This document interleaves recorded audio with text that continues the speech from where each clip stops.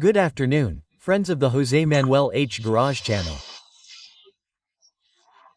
Today I'm going to make a quick, summarized video with all the possible details, but I'm going to tell you as quickly as I can, because I'll leave you here, at the top, and in the description of the video, the link to how I got to each of the points, how I discovered it.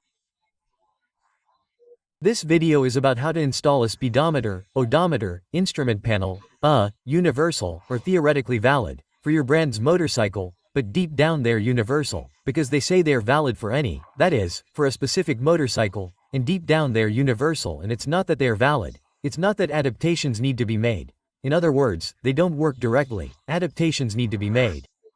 All these digital odometers that are around €60 to €120 approximately, depending on where you buy them, you can find them on Amazon. I'll leave a link to this one in the video description, which I like the most. The price is pretty good and in principle it has almost all the functions. Let's quickly go over all the functions. I'm not going to go into detail about how to strip each wire or how to connect each connector, because I find it a bit boring. Instead, I'll try to explain it as quickly as possible, but I insist on detailing all the concepts that need to be taken into account. If you're going to install a digital speedometer on your motorcycle for the first time and you're not a professional. In this case, it's a Honda Varadero from 2006 injection.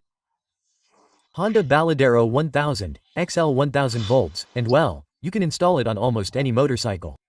There are things that end up not working and others that do, but almost all of them work. Mine was destroyed due to vandalism. New, it cost €1,000 and a bit. Second-hand it was worth 300 or so, 250, and besides, it wasn't, I didn't really like the way it looked. So I bought this one. Now I'll finish putting the dome back on since I removed it. Well, I'll stop doing a series of other things and that way I've been able to work comfortably with the speedometer. I've been discovering things and the first thing I have to tell you is that a reference video is needed. Or at least I would have liked to have a reference video because it's very complicated to find information in Spanish, not even for fun. In English, they sell you the speedometer and give you a user manual. Well, they don't give you a user manual, they give you 2 pages and that's it. The colors of what they send you don't usually match what they tell you and you have to decipher it. And then, on top of that, the speedometer has to be programmed and almost no distributor tells you how to program it or how not to. So, it took me a long time to figure it all out, but since I've been very stubborn about wanting to do it as well as possible for my bike and for it to work well for my bike, I've really put my mind to it. I think I have almost everything figured out. So, I'm going to tell you about all the problems I've encountered, which are all adaptation problems. I mean, the problem is that you don't need to know much about electricity. Rather, you barely need to know about electricity, the 4 basic concepts. But you do need to be clear about what needs to be adapted to your specific bike. I mean, it's not that universal and it's not straightforward. It's not as easy as saying, hey, the speedometer has a series of cables. In this case there are 16 cables. Your bike has 16 outputs and all we need to know is which one corresponds to which one. I wish. It's not that easy, you have to adapt things because, how does the speedometer on your bike know what the speed is? If you don't enter the radio information, the number of magnets it has, which is digital, the signal is not analog, there is no way to adapt it. Well, a series of problems that all have a solution and in this video I will try to explain it. I insist, if you want to see the problems I have encountered, the step-by-step, how I have racked my brains and such, in this video that I have told you about how I have specifically set it up in the Varadero wave and how I have discovered each thing. It is very, very long, a bit boring, but if anyone wants to go deeper, there is the video. Well, then I am going to tell you things that are a bit of a but, well, I'll turn off, but they are basic. The first thing to do is try to figure out which of the colors of the cables of your speedometer matches the output of the pin, that is, of the connector that goes to the speedometer. On the Varadero, this is the connector that connects directly to the speedometer that comes from the factory and has 16 pins. Okay. That and with their corresponding colors you tell me. Well, the easiest thing is to go to the workshop manual. I have the workshop manual and in the electrical diagram you can see what each thing is. It's not that easy.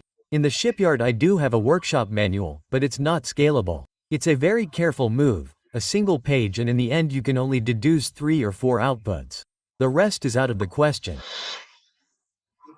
Then the colors that came to me in the manual of this, well, in the specification sheet of this speedometer did not match the colors that the cables actually had.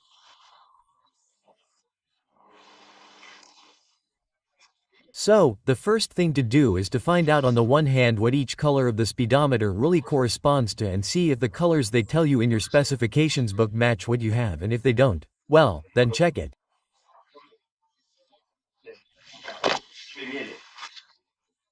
Look, what I get is these two little pages. This one is the speedometer that tells you, well, everything it has, fuel level, coolant level, gear indicator, but this bike doesn't have a gear indicator. In this case, we can't use that function.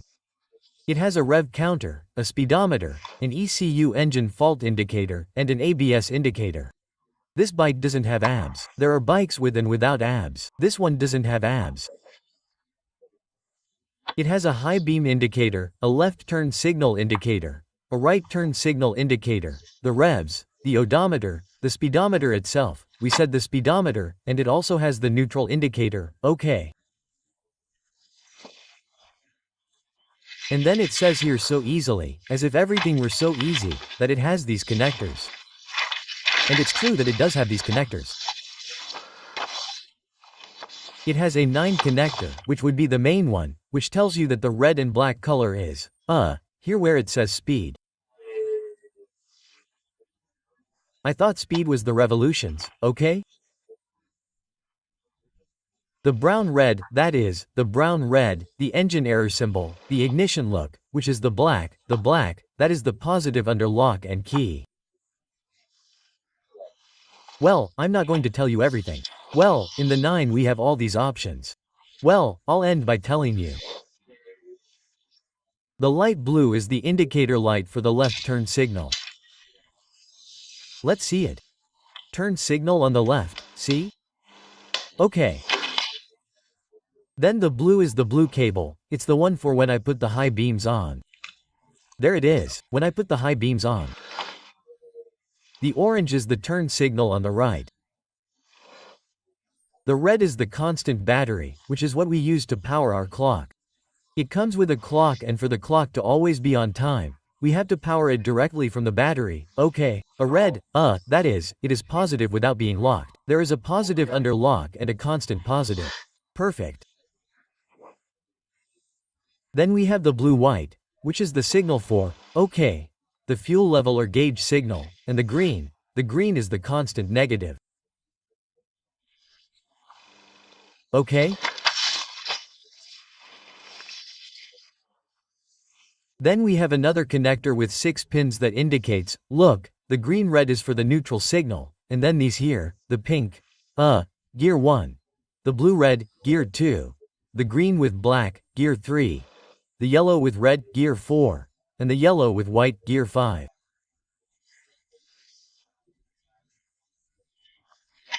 Since I don't have a gear indicator on this bike, this is not, in my case, used.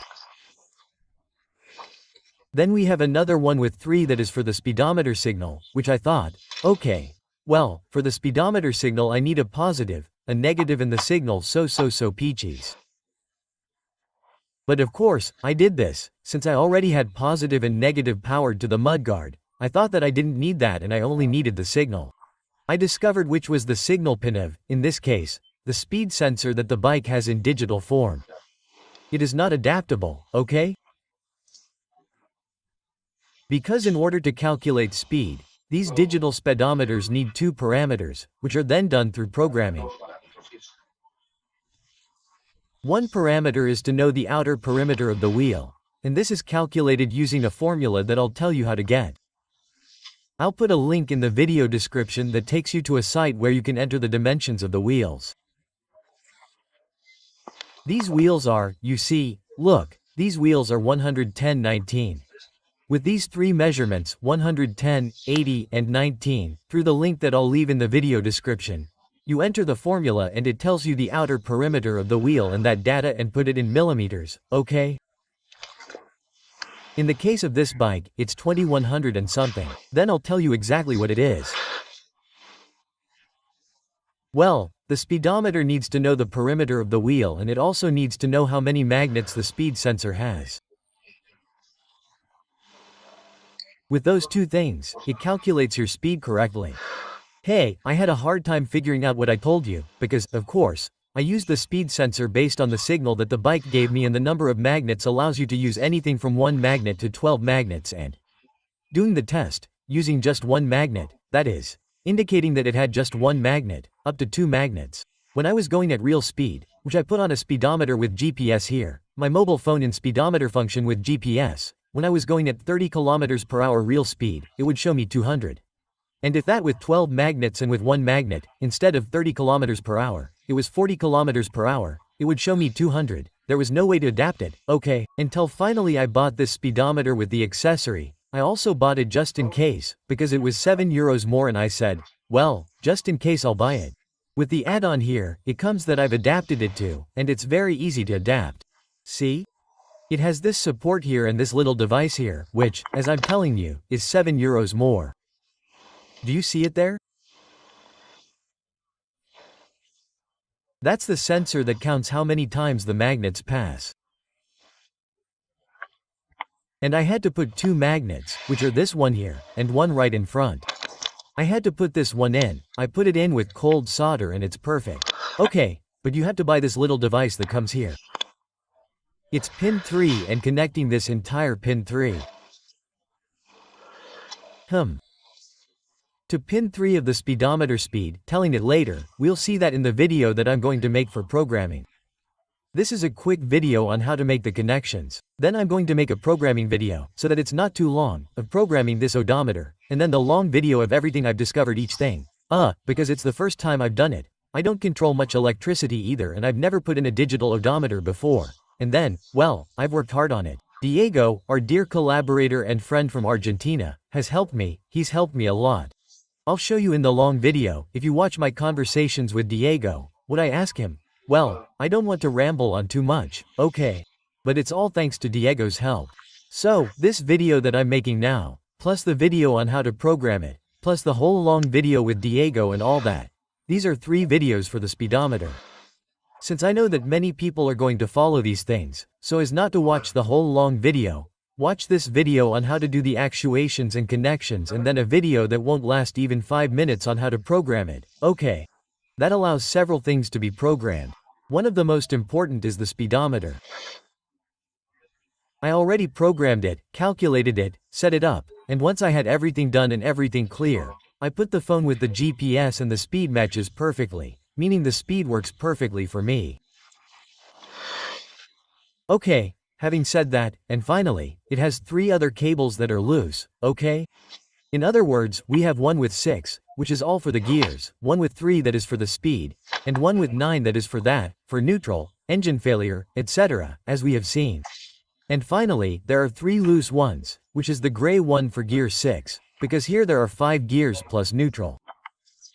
One is missing, which is the gray one that comes loose. Another, which is green and white, which is, to mark the temperature here, which has cost me blood, sweat, and tears, and it is one of the longest parts, which will be the last one in this video, about how to adapt it, because in the end, you have to adapt it. It has to be adapted, because not all motorcycles have the same ones. Its speed sensor, its temperature sensor or thermosensor is not calibrated in the same way on one motorcycle as on another, but this universal odometer only understands certain parameters. It is not adaptable and does not allow you to program it. Hey, between a certain resistance range or between another resistance range, if you change it, it will not let you program it. So I will tell you how to fix it. It took me a lot of work to do it. I needed Diego's help, but now I have it figured out. It is almost the thing that takes the longest. And finally, there is the brown cable, which is used to dim the light intensity when the lights are on. This motorcycle, by default, since it is from 2006, does not allow you to turn the lights off. The lights are always on, so it does not make much sense either. It interprets that when you turn the lights on, it is nighttime, therefore it dims the light. And when you turn off the lights, it means that you are in the daytime and therefore the brightness intensifies. Of course, since I always have the lights on, I always need the brightness to be on. So, that wouldn't really work here. And look, specifically, so that you can see the value scales, which are not programmable, okay. So they have to be adapted, which is the range for, the stripes that our fuel sensor has, which comes here, it comes with 5 stripes, and the temperature sensor that comes with 5 stripes. For the fuel level sensor, in my case this bike, the fuel gauge that it has does not show you the fuel level. The fuel gauge simply detects that when it goes into reserve it has to warn here that it is in reserve. Okay, so the way I have programmed it, the way I have adapted it, is to not indicate any fuel, and when it goes into reserve it lights up all the fuel. It has now gone into reserve. Other motorcycles whose gauge does give information about the fuel level, well, it has to be adapted, and the way to adapt it is going to be very similar to how the coolant temperature level is adapted. So what it says for the coolant temperature level will help you adapt your gauge.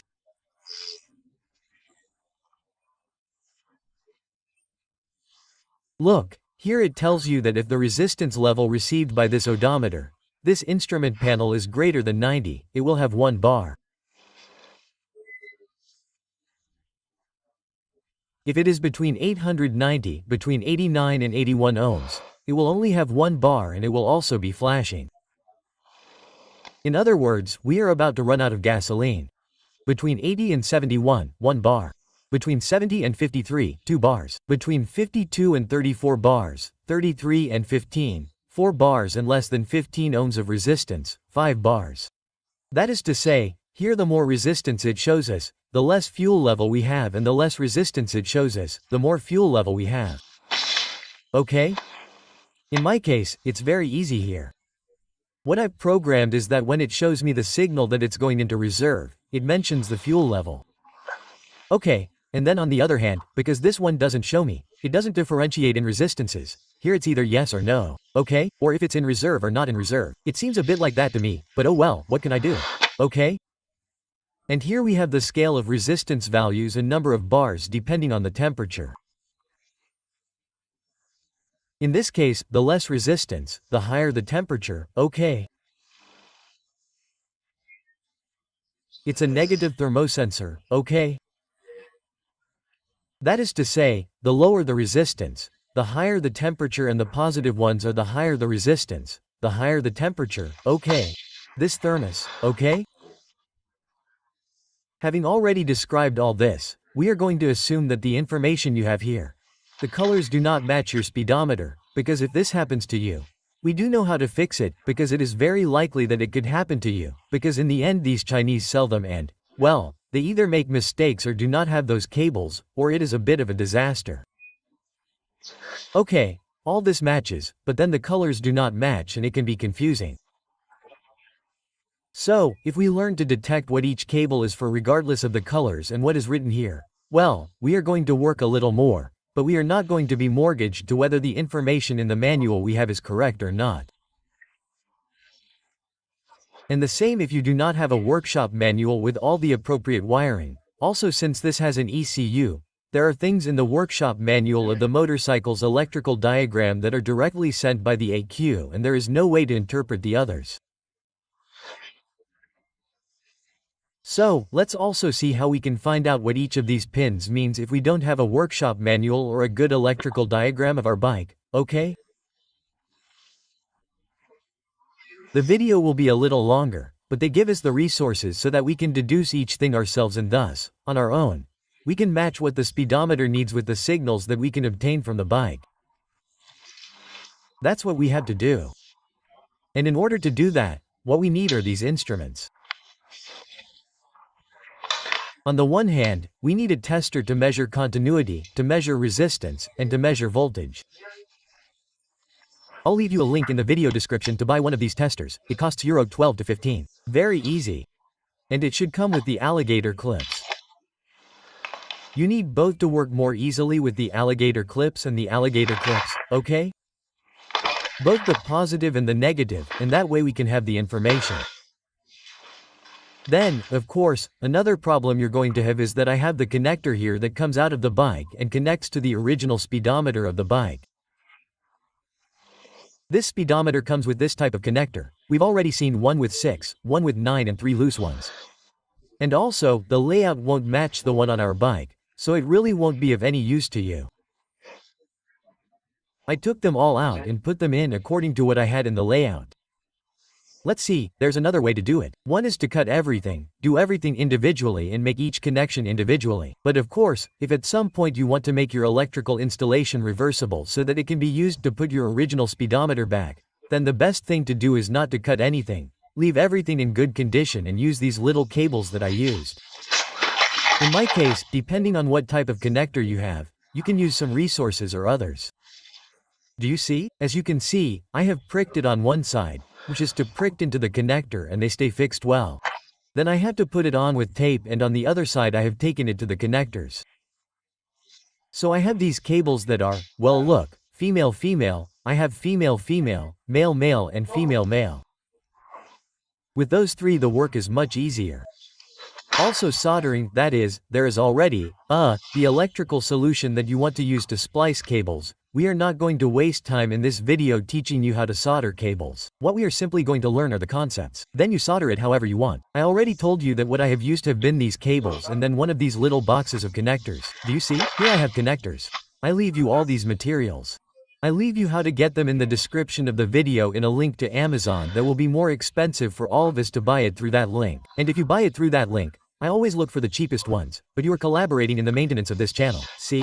Here we have the terminals to put on these little boards. Males, females, and females of 6, 3, 4, 2 connectors and that's great. And then a wire stripper to make the job easier. And very important, a logic lamp. This one is very good and very convenient. It's used to detect positives and negatives. How does it work? Very simple, look. You put the negative alligator clip on the negative of the battery, the positive alligator clip on the positive of the battery, and I'm going to put it and we'll continue. See? I've already put the positive alligator clip on the positive, the positive alligator clip on the positive, which is the red one, the negative alligator clip on the negative, which is the black one. And this one helps us find positives and negatives very quickly. We can do it with the tester itself. The thing is that we have to change polarities and such and it's a bit of a hassle. With this logic lamp, wherever I click, it will tell me if there is current, if there is positive, if there is negative, if there is nothing. For example, look, if I click here on this screw, suddenly the green light comes on. The green is that it is a negative, that is a ground. Do you see? I'm going to click here on this one, for example, to see if I have a ground here or not. And a negative light also comes on. If I click here on the positive, the red light should come on because logically it is a positive and you see, it comes on red. This works very well for my connector that I have for output to the original speedometer of the motorcycle. I can go clicking here and I can know without connecting the key what I have positive, what I have negative and what I have nothing. Then, by putting the key in, what do I have positive, what do I have negative, and what do I have nothing? For example, one of the things, to give you an example, that this speedometer doesn't have and I think it's a flaw. The speedometer, in general the price is very good and I really like its functionality, but it doesn't have an oil pressure indicator. Almost all motorcycles, as you know, you put the key in and without starting you have a red light that is the oil pressure and the moment you start, that red light goes out and that means the oil pressure is correct. That doesn't happen on all motorcycles, but it does on the vast majority of motorcycles. And I think it's essential because it also tells you, you're riding the motorcycle, if it suddenly comes on it means there's a problem with the oil pressure. Turn it off immediately. As you know, any red light on any motor vehicle means you should stop immediately. Yellow lights mean there's something wrong, but you can continue traveling. Red lights mean you should stop immediately. Normally, it's either I don't have enough oil pressure or enough oil level, or I have a very high water temperature, or I don't have a coolant level. That's usually the first red thing that lights up. Okay? Well, here it doesn't have the oil pressure sensor, and how did I solve it? Since I don't have a gear counter, I did it with the 6th one. The only problem it has is that it's not compatible with these turning on if the neutral is on. So, look, I'm starting it. I'm going to start it now. I'm starting it. I have the bike started.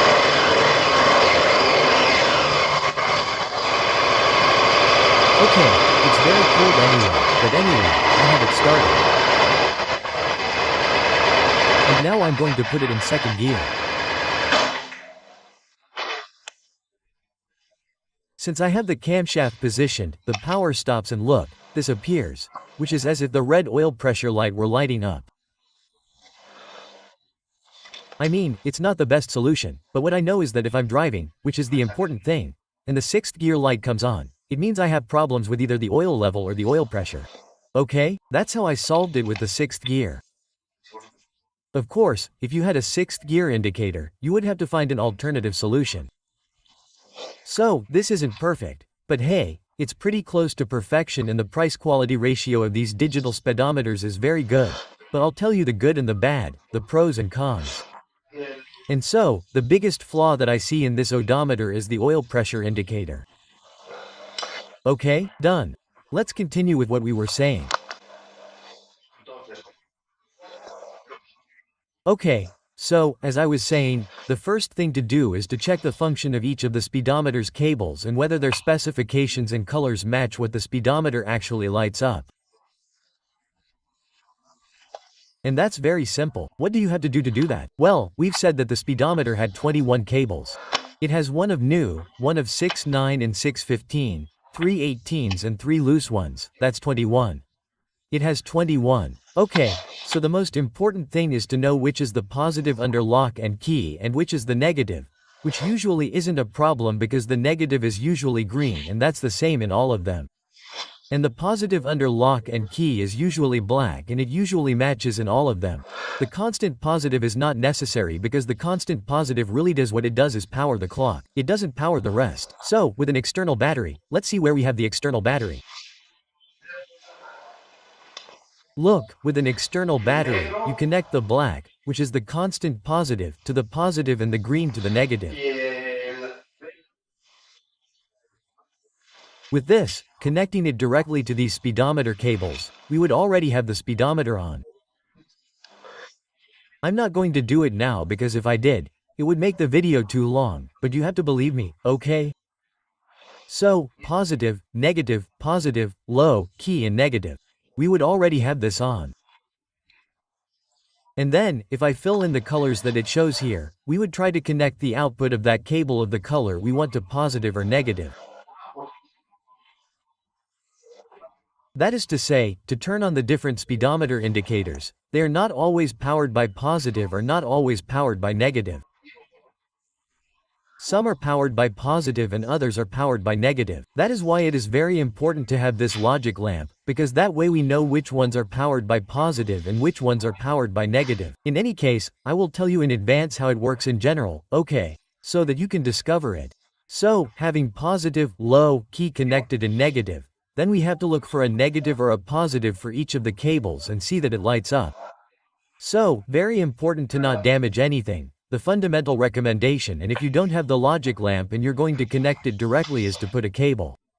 You see? I've also used this cable, although I did have the logic lamp, then I wanted to do other tests with a fuse in between. So that if for whatever reason we accidentally make a short circuit, what blows is the fuse, but I don't damage anything. Okay, you see, here I have an alligator clip on one side, the little cable on the other side and a fuse holder in between. So, that's the most advisable thing. Look, to give you examples, for example, this little blue light of the long ones. Let's see if I put it here so we can see it. This little blue light of the long ones, I'm going to put the long ones. This little blue light is powered by a positive.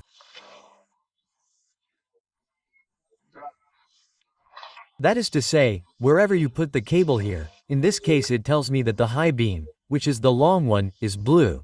Theoretically the blue is the one that powers this little light, so we would take the blue from here and take it directly to the positive of the battery.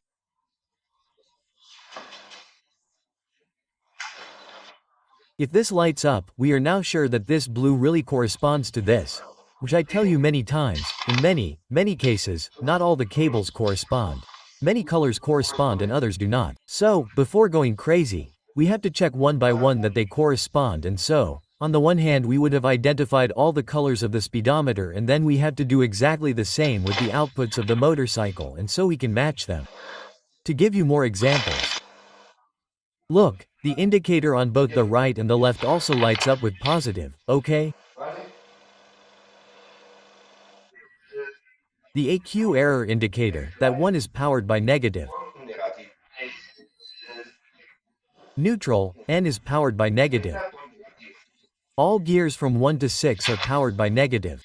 And knowing that, we have almost everything. The rest are signals. You have to look for the signal on your bike that shows the number of revolutions. And that's very easy. From the ones you have left over, like I did, from the ones you have left over, start the bike, okay? Well, start the bike and click on the ones you have left over at the color that tells you the revolutions indicator doesn't match. In our case, the revolution indicator. Look, the revolutions are there. Do you see how they increase? Then it tells you that you have to adjust them in the program. Okay, I'll tell you in advance that to adjust the revolutions correctly, you have to tell the instrument panel whether your bike has 2 cylinders or 4 cylinders. This is only designed for 2-cylinder and 4-cylinder bikes. If your bike has 2 cylinders and you put 4 cylinders, it will show many more revolutions than the real ones, and vice versa, and that has to be done in programming, which we'll see later in the programming video. Look, in this case they told me that mine for the revolutions, which is what velocity says, was the red-black, okay. The red-black. So, here where we have the red-black, we take it to where our motorcycle connector tells us, which is what tells us the revolutions, and we match it there and that's it. No.